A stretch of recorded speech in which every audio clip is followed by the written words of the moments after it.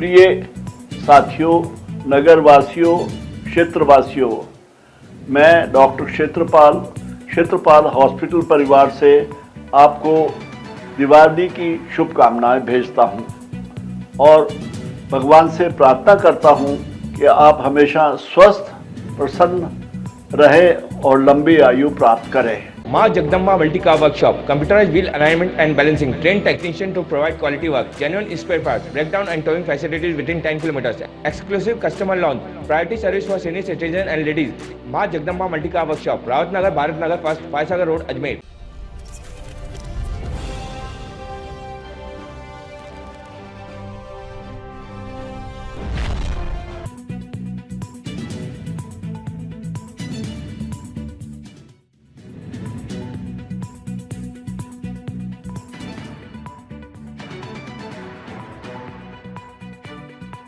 विशेष रूप से उत्तर के लिए बड़ा ऐतिहासिक क्षण है कि जिसके लिए यहाँ पर एक सैटेलाइट हॉस्पिटल जो वर्षों से यहाँ का एक स्वप्न था वह साकार हुआ है और उसमें लगभग सभी जो विशेषज्ञ डिपार्टमेंट्स की आवश्यकता होती है सभी यहाँ पर रहेंगे।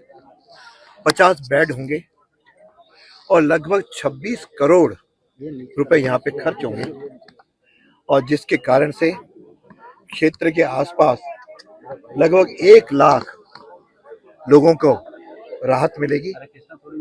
उस राहत के साथ साथ जो सबसे बड़ा एक और फैक्टर है, हम सब में से प्रत्येक को डिस्पेंसरी होने के बावजूद भी जेएलएन हॉस्पिटल जाना पड़ता है।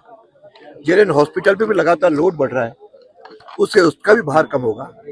जब पंचशील में आज से 5 साल पहले सीएससी शुरू करवाई, उसे वहां के लोगों को राहत मिली। मेरा और सरकार का ये सोच है कि प्रत्येक क्षेत्र के जन को चिकित्सा सुविधाएं मिलें। और आज तो धन्वंतरी जयंती है और धन्वंतरी भगवान ने जो कि अपने आयुर्वेद के जनक रहे हैं, उनकी भी सोच है सभी लोग स्वास्थ्य की कामना करते हैं, हम सब लोग स्वस्थ रहें। ऐसे शुभ क्षण पर माननीय मुख्यमंत्री ने जो विधानसभा में घोषणाएं की, उसकी आज पहली घोषणा आज धरातल पर आई है। इसलिए मैं सरकार का भी आभार व्यक्त करता हूँ, यहाँ की जिला प्रशासन का भी करता हूँ और चिकित्सा विभाग जिन्होंने इसके लिए अथक प्रयत्न किया है उनको भी धन्यवाद देता हूँ। विशेष रूप से साधारण विषय यहाँ के जो जन है अजमेर उत्तर का, उसके प्रति भी आभार व्यक्त करता हूँ जिन्होंने मेरे को इस योग्य बनाया कि आज मैं काम कर सका हूँ। 2003 से लगातार इनका आशीर्वाद मिलता रहा है और इस बार लगभग 1500 करोड़ के लागत की घोषणाएं सरकार के द्वारा अलग अलग विभागों में की हैं। चिकित्सा विभाग के पहले ये एक अपनी घोषणा पूरी हो रही है। बहुत जल्दी जो सुपर स्पेशलिटी ब्लॉक है वो भी हॉस्पिटल में बनने जा रहा है। रामनगर में एक पंचकर्म की आयुर्वेद हॉस्पिटल भी बनने जा रहा है और साथ में इन सब के ऊपर जो आयुर्वेद विश्वविद्यालय है, प्राकृतिक विश्वविद्यालय है, उसके लिए भूमि का आवंटन लगभग अंतिम चरणों में है, एक तरह से हो ही गया है। वह विश्वविद्यालय भी बनेगा। तो चिकित्सा के क्षेत्र में और शिक्षा के क्षेत्र में जहाँ एक और विश्वविद्यालय बन रहा है, साथ में अपना जो इंजीनियरिंग कॉलेज है उससे भी आईआईटी के समतुल्य आरआईटी भी वह बनने जा रहा है।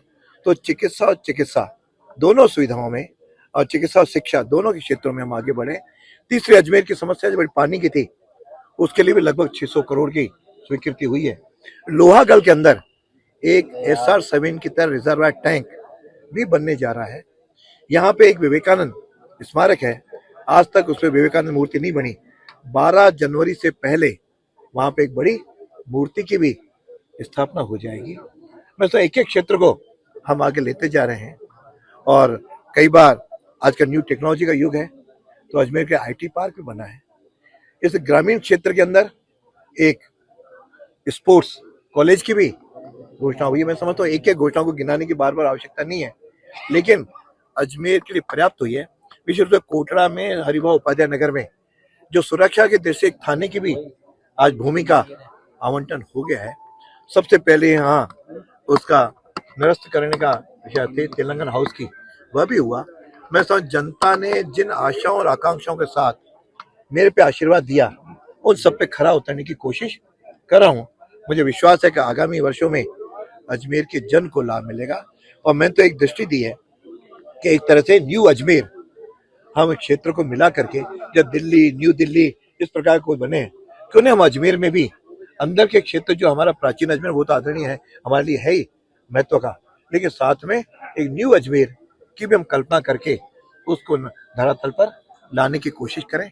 उसके लिए सरकार को मैंने ड्रेनेज सिस्टम बनाने के भी निर्देश दिए हैं, जिसकी कमेटी बन गई है। मैं समझता हूं बहुत जल्दी यहाँ पे एक ड्रेनेज सिस्टम भी बनने की योजना बनेगी। और उसके लिए मैंने अधिकारियों को कहा है, अजमेर के विकास के लिए पैसों की चिंता न करें, लेकिन जो घोषणाएं हों उनको धरातल पर सही रूप में जन के हित में और आप क्रियान्वित करेंगे तो ये अजमेर निश्चित रूप से निखर करके आगे आएगा।